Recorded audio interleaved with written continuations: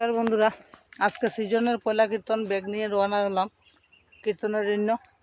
সবাই আশীর্বাদ করবেন আর আমরা যাতে সুন্দরভাবে সৃজনটা করতে পারি এবারের।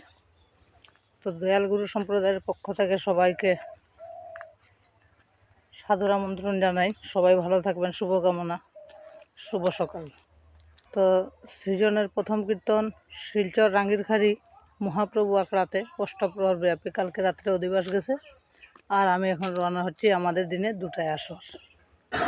রাস্তা থেকে ভাবছিলাম গাড়ি বাইকওয়ালা উঠে গেলাম অটো চটিয়া ইয়ার ও হইলো আমরা অটো স্ট্যান্ড। তো অটো স্ট্যান্ডে আইতে লাগছে না, এর আগেও আমি গাড়ি ভাই দিয়েছি।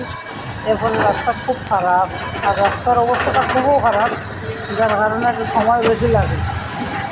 তো রাস্তার অবস্থা তো দেখরা কালকে রাত্রে কিছু বৃষ্টি দেওয়ার কারণে অবস্থা খুব খারাপ।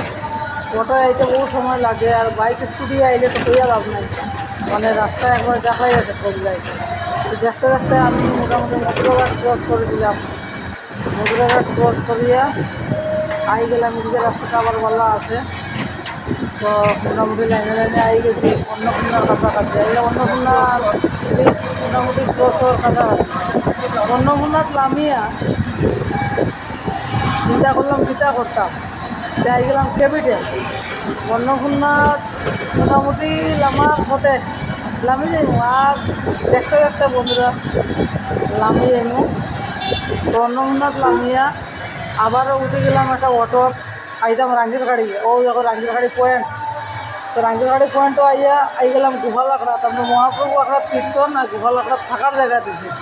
আইয়াও পাই নিলাম আমার দুঘন্দারে। তো দুঘন্দার লোকেও বসার সময় কথা কই নিলাম, ভালো লাগছে। আর তারাও আইতা, তারার লগে লগে আইয়া গোপাল আখড়া ঢুকি গেলাম। তো গোপাল আখড়া ঢুকি আর দেখলাম ঢুকার ফলে আইয়া আমরা সব জায়গায় নিলাম কীর্তন করতাম।